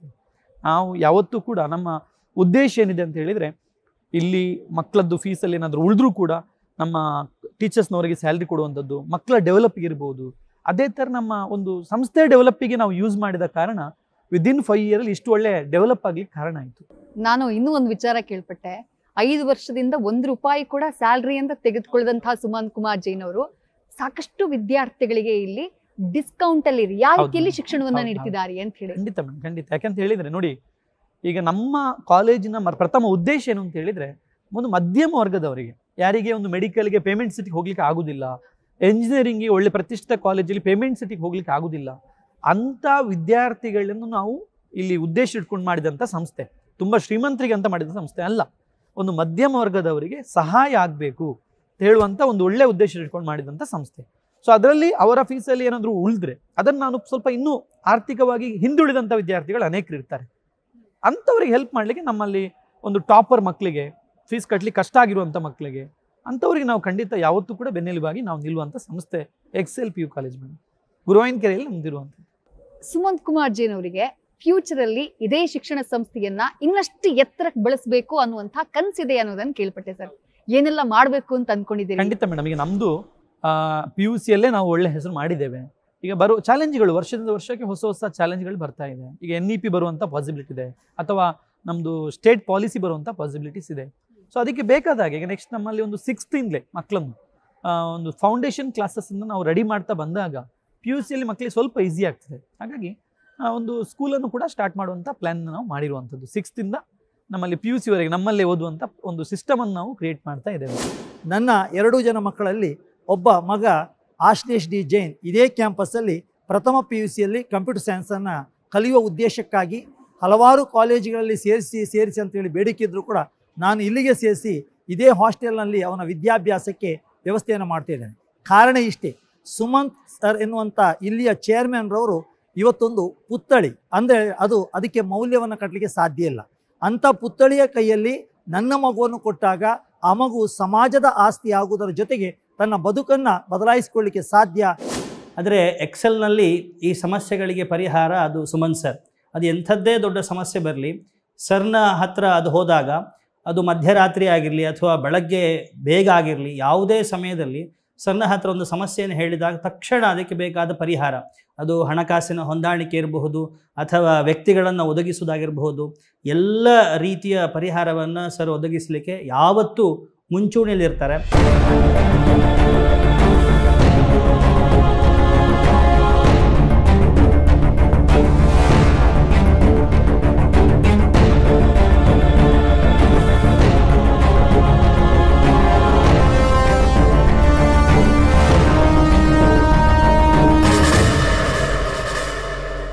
ಫ್ಯಾಮಿಲಿ ಬಗ್ಗೆ ಏನ್ ಹೇಳಕ್ ಇಷ್ಟಪಡ್ತೀರಿ ಸರ್? ಇಷ್ಟು ಸಾಧನೆಯನ್ನ ನಮ್ಮ ಮಾಡ್ತಾನೆ ಮಕ್ಕಳಿಗೆ ಕೂಡ ಯಾವತ್ತೂ ಹೇಳುದು ಮೇಡಮ್, ನಮ್ಮ ಅಪ್ಪ ಅಮ್ಮನೇ ಕಣ್ಣಿ ಕಾಣೋ ದೇವರು. ಯಾಕಂತ ಹೇಳಿ ನಮ್ಮಲ್ಲಿ ಏನು ಅಂತ ಹೇಳಿದರೆ, ನನ್ನ ಅಮ್ಮ 7th ನಂಗೆ ಈಗಲೂ ನೆನಪಿದೆ. ಚಿಮಿಣಿಯಲ್ಲಿ ನಾನು ಬೆಳಿಗ್ಗೆ 5 ಗಂಟೆಗೆ ಎದ್ದು ಓದುವಾಗ ನಾನು ಸ್ಕೂಲಲ್ಲಿ ಯಾವಾಗಲೂ ಫಸ್ಟ್ ಬರ್ತಿದ್ದೆ. ಅದಕ್ಕೆ ಕಾರಣ ಅಂತೇಳಿ ನನ್ನ ಅಮ್ಮ. ಅವರು ನಾನು ಹೇಳುವುದಕ್ಕಿಂತ ಮೊದಲು ನನ್ನನ್ನು ಎಬ್ಬಿಸಿ ನನ್ನೊಟ್ಟಿಗೆ ಬಂದು ಕೂತ್ಕೊಳ್ತಾ ಇದ್ರು.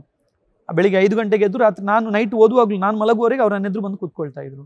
ಹೀಗೆ ನಮ್ಮ ಒಂದು ಜೀವನದ ಬೆಳವಣಿಗೆಯಲ್ಲಿ ಅಪ್ಪ ಅಮ್ಮನ ಪಾತ್ರ ತುಂಬಾ ಇಂಪಾರ್ಟೆಂಟ್. ಹಾಗಾಗಿ ಮೊದಲನೇದಾಗಿ ನಮ್ಮ ಮಕ್ಕಳಿಗೆ ಕೂಡ ಅದನ್ನೇ ಹೇಳುವಂಥದ್ದು, ನಮ್ಮ ಅಪ್ಪ ಅಮ್ಮನೇ ಕಣ್ಣಿಗೆ ಕಾಣೋ ದೇವರು. ಅವರನ್ನು ಯಾವತ್ತೂ ಕೂಡ ನಾವು ಮರೀಲಿಕ್ಕೆ ಸಾಧ್ಯ ಇಲ್ಲ.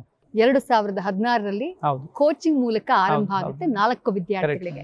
ಇವತ್ತಿಗೆ ಸಾವಿರಾರು ವಿದ್ಯಾರ್ಥಿಗಳು, 10 ಕಟ್ಟಡಗಳನ್ನ ಈ ಕ್ಯಾಂಪಸ್ ನಲ್ಲಿ ನಾವು ನೋಡ್ತಾ ಇದೀವಿ. ದೊಡ್ಡ ವಿದ್ಯಾಸಂಸ್ಥೆಯಾಗುತ್ತಾ ಬೆಳೀತಾ ಇದೆ ಎಕ್ಸೆಲ್ ಸಂಸ್ಥೆ. ಸವಾಲುಗಳಿಗೆ ಎದುರಾಗ್ಲಿಲ್ವಾ, ಕಷ್ಟಗಳಿಗೆ ಎದುರಾಗ್ಲಿಲ್ವಾ ಸುಮಂತ್ ಕುಮಾರ್ ಜೈನ್ ಅವರಿಗೆ? ಭಯ ಆಗ್ಲಿಲ್ವಾ? ರಿಸ್ಕ್ ತಗೋತಾ ಇದ್ದೀನಿ ಅಂತ ಅನ್ನಿಸ್ಲಿಲ್ವಾ? ಯಾವತ್ತೂ ಒಂದು ಕ್ಷಣ ಅಪ್ಪ ಇದೆಲ್ಲ ಬೇಕಿತ್ತ ಅನ್ನುವಷ್ಟು ಹೆದರಿಕೆ ಕಾಡ್ಲಿಲ್ವಾ? ನಮ್ಗೆ ನಾವು ಲಾಭಕ್ಕಿಂತ ಮಾಡಿದಾಗ ಎಲ್ಲ ಹೆದರಿಕೆಗಳು ಇರ್ತದೆ. ಇದರಲ್ಲಿ ನಾನು ಲಾಭಕ್ಕಿಂತ ಮಾಡಿದ್ದೇ ಅಲ್ಲ. ನಾನು 1 ರೂಪಾಯಿ ಕೂಡ ಸ್ಯಾಲ್ರಿ ತಗೊಳ್ಳಿಲ್ಲ. ನಮ್ಮ ಉದ್ದೇಶ ಏನಿತ್ತು ಅಂತ ಹೇಳಿದ್ರೆ, ಇನ್ನೊಬ್ಬರಿಗೆ 4 ಮಂದಿ ಒಳ್ಳೇದು ಮಾಡಬೇಕು ಅಂತ ಹೇಳುವಂತ ಒಂದೇ ಪ್ರಾಮಾಣಿಕ ಉದ್ದೇಶ ಇದ್ದದಷ್ಟೇ. ನಮ್ಮಿಂದಾಗಿ ಒಂದು ಗ್ರಾಮೀಣ ಪ್ರದೇಶದ ವಿದ್ಯಾರ್ಥಿಗಳಿಗೆ ಹೆಲ್ಪ್ ಆಗಲಿ. ಅದೇ ಥರ ನಾನು ಹೇಗೆ ಹಾಸ್ಟೆಲ್ ಜೀವನದಲ್ಲಿ ನೋಡಿ, ನನ್ನ ಪರಮಪೂಜ್ಯ ಕಾವಂದರು ನನ್ನ ಗುರುಗಳು, 2ನೇದಾಗಿ ಡಾಕ್ಟರ್ ಎಂ ಮೋಹನ್ ಅವರು, ಇವರಿಬ್ಬರು ನನಗೆ ತುಂಬ ಜೀವನದಲ್ಲಿ ನನಗೊಂದು ಏನು ಹೇಳ್ಬೋದು, ನನ್ನ ಒಂದು ದಾರಿದೀಪ ಅಂತ ಹೇಳ್ಬೋದು. ಹಾಗಾಗಿ ನಾನು ಯಾವತ್ತೂ ಕೂಡ ಒಂದು ಉದ್ದೇಶ ಕ್ಲಿಯರ್ ಆಗಿತ್ತು ಮೇಡಮ್. ಹಾಗಾಗಿ ನಾವು ಯಾವುದಕ್ಕೂ ತುಂಬ ಕಷ್ಟಗಳು ಬರ್ತದೆ, ಚಾಲೆಂಜ್ಗಳು ಬರ್ತದೆ. ಯಾಕಂದರೆ ಯಾವುದನ್ನು ಕೂಡ ಅಷ್ಟು ಈಸಿಯಾಗಿ ಹೊಸ ಚಾಲೆಂಜ್ಗಳು ಪ್ರತಿ ವರ್ಷ ಹೊಸ ಚಾಲೆಂಜ್ಗಳು ಬರ್ತಾ ಹೋಗ್ತದೆ. ನಮಗೆ ಇದನ್ನು ಸ್ವಾರ್ಥಕ್ಕೋಸ್ಕರ ಮಾಡಿದ್ದಾಗ ಹೆದರಿಕೆ ಆಗ್ತಾ ಇತ್ತು, ಅಥವಾ ಇನ್ನೊಂದು ನಮಗೆ ಆಗದಿದ್ರೆ ಏನು ಅಂತ ಹೇಳುವಂಥ ಭಯ ಇರ್ತಾ ಇತ್ತು. ಇದರಲ್ಲಿ ಯಾವುದು ಕ್ಲಿಯರ್ ನಮ್ಮದು ಜೀವನವೇ ಹಾಗೆ, ಯಾವುದೂ ಕೂಡ ನಮಗೋಸ್ಕರ ಮಾಡಲಿಲ್ಲ. ಹಾಗಾಗಿ ನಮಗೆ ಹೆದರಿಕೆ ಇಲ್ಲ ಮೇಡಮ್. ಇದರಲ್ಲಿ ಹೆದರಿಕೆ ಏನಿದೆ? ನಮ್ದೇನಾದ್ರೂ ಹೆದರಬೇಕು. ಯಾರೋ ದೇವರ ದಯದಿಂದ ಆಗ್ತಾ ಇದೆ, 4 ಜನಗಳಿಗೆ ಹೆಲ್ಪ್ ಆಗಲಿ ಅಂತ ಹೇಳುವಂಥ ಕಾರಣದಿಂದ ಮಾಡ್ತಿರುವ ಕಾರಣ ಇದರಲ್ಲಿ ಯಾವುದೇ ರೀತಿಯಂತ ಭಯ ಇಲ್ಲ. ಸುಮಂತ್ ಕುಮಾರ್ ಜೈನ್ ಅವರು ಈ ಜನರೇಷನ್ನ ಸಾಧಕರು. ಹಾಗಾಗಿ ಈ ಸೋಷಿಯಲ್ ಮೀಡಿಯಾ ಯುಗ ಅನ್ನೋದು ನಿಮ್ಗೆ ಗೊತ್ತಿರುತ್ತೆ. ಸಾಧನೆ ಅಂದ್ರೆ ಏನು ಅಥವಾ ಸಕ್ಸಸ್ ಅಂದ್ರೆ ಏನು ಅಂತ ಈಗಿನವ್ರು ಕೇಳಿದ್ರೆ ಅವರಿಗೆ ಓವರ್ ನೈಟಲ್ಲಿ ಸಕ್ಸಸ್ ಆಗ್ಬಿಡ್ಬೇಕು. ಅಂದ್ರೆ ಈ ಸೋಷಿಯಲ್ ಮೀಡಿಯಾದಲ್ಲಿ ಓವರ್ ನೈಟಲ್ಲಿ ಸ್ಟಾರ್ ಆಗ್ತಾರಲ್ಲ ರೀಲ್ಸ್ಗಳ ಮೂಲಕ, ಆ ಥರ ಸಕ್ಸಸ್ ಸಿಗಬೇಕು ಅನ್ನುವಂಥ ಮನಸ್ಥಿತಿಯತ್ತ ನಮ್ಮ ಯುವ ಜನಾಂಗ ಹೋಗ್ತಾ ಇದೆ. ಅಂಥ ಯುವ ಜನಾಂಗಕ್ಕೆ ಇಷ್ಟು ಹಾರ್ಡ್ ವರ್ಕ್ ಮಾಡಿ ಈ ಜಾಗದಲ್ಲಿ ಇಂಥ ಯುವಕನ ಕೂತ್ಕೊಂಡು ಏನು ಹೇಳಕ್ಕೆ ಇಷ್ಟಪಡ್ತೀನಿ ಸರ್? ಮೇಡಮ್, ನಾನು ಎಜುಕೇಷನಲ್ಲಿ ಎಜುಕೇಷನ್ ಫೀಲ್ಡಲ್ಲಿ ನಮ್ಮ ಒಂದು ಸಿದ್ಧಾಂತವೇ ಹಾಗೆ, ಎಜುಕೇಷನ್ ಇದ್ದು ರೂಟ್ ಯಾವಾಗಲೂ ಕಹಿ, ಅದರಲ್ಲಿ ಬರುವಂಥ ಫ್ರೂಟ್ ಏನಿದೆ ಅದು ಯಾವಾಗಲೂ ಸ್ವೀಟ್. ಹಾಗೆಂತ ಹೇಳಿದರೆ ಕಷ್ಟಪಡಲೇಬೇಕು. ಈಗ ಇವತ್ತು ಒಂದು ದಿನದಿಂದ ರಾತ್ರಿ ಬೆಳಗ್ಗೆ ಆಗುವವರೆಗೆ ಒಂದು ವೇಳೆ ಫೇಮಸ್ ಆದರೂ ಕೂಡ ಅದು ಪರ್ಮನೆಂಟ್ ಇಲ್ಲ. ಪರ್ಮನೆಂಟ್ ಬೇಕು ಅಂತ ಹೇಳಿದರೆ ನಾವು ಕಷ್ಟಪಡಬೇಕು. ಕಷ್ಟಪಟ್ಟರೆ ಮಾತ್ರ ಭವಿಷ್ಯದಲ್ಲಿ ನಮಗೆ ಒಂದು ಒಳ್ಳೆ ಭವಿಷ್ಯ ಇರುವಂಥದ್ದು ಏನೂ ಸಂಶಯ ಇಲ್ಲ ಹಾಗೆ ಅಂತ ಹೇಳ್ಬೋದು. ಮತ್ತೆ ಎಜುಕೇಷನ್ ಸಿಸ್ಟಮ್ ಇರೋದು ಹಾಗೆ ಮೇಡಮ್.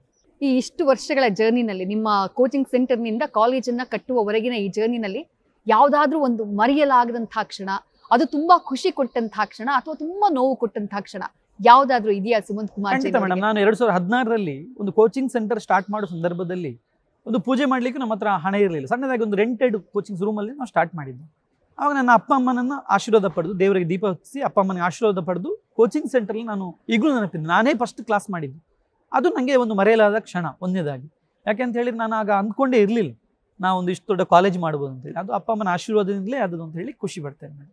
Thank you sir. ಎಷ್ಟೋ ಯುವಕರಿಗೆ ಸುಮಂತ್ ಕುಮಾರ್ ಜೈನ್ ಅವರು ಇನ್ಸ್ಪಿರೇಷನ್ ಆಗ್ತಾರೆ ಅನ್ನೋದು ನನ್ನ ಭಾವನೆ. ಯಾಕಂದ್ರೆ ಇಷ್ಟು ಚಿಕ್ಕ ವಯಸ್ಸಿಗೆ ನೀವು ಮಾಡಿರುವಂತಹ ಸಾಧನೆ ದೊಡ್ಡದು. ಹಂಗಂತ ಸಾಧನೆ ಎಲ್ಲಿಗೆ ಮುಗ್ದಿಲ್ಲ, ಇನ್ನಷ್ಟು ಎತ್ತರಕ್ಕೆ ನೀವು ಬೆಳಿಬೇಕು ಅನ್ನುವಂಥದ್ದು ನಮ್ಮ ವಾಹಿನಿಯ ಆಶಯ ಕೂಡ. ಹಾಗೆ ನಿಮ್ಮ ವಿದ್ಯಾಸಂಸ್ಥೆಯಲ್ಲಿ ಕಲಿತಂತಹ ಮಕ್ಕಳು ದೇಶ ವಿದೇಶಗಳಲ್ಲಿ ಹೆಸರು ಮಾಡಲಿ ಅನ್ನುವಂತಹ ಆಶಯ ಕೂಡ ನಮ್ದು ಸರ್. ಥ್ಯಾಂಕ್ ಯು ಇಷ್ಟೊತ್ತು ನಮ್ಮ ಜೊತೆ ಕಾರ್ಯಕ್ರಮದಲ್ಲಿ ಭಾಗಿಯಾಗಿದ್ದಕ್ಕೆ. ಧನ್ಯವಾದಗಳು ಮೇಡಮ್. Thank you. ನಿಮ್ಗೂ ಕೂಡ ಒಳ್ಳೆಯದಾಗಲಿ ಮೇಡಮ್. Thank you sir. ಇದಾಗಿತ್ತು ಇವತ್ತಿನ ವಿಶೇಷ. ಕ್ಷಣ ಕ್ಷಣದ ಮಾಹಿತಿಗಾಗಿ ನೋಡ್ತಾ ಇರಿ ನ್ಯೂಸ್ ಫಸ್ಟ್, ನಿರ್ಭೀತಿಯಿಂದ ನಿಮ್ಮ ಪರವಾಗಿ.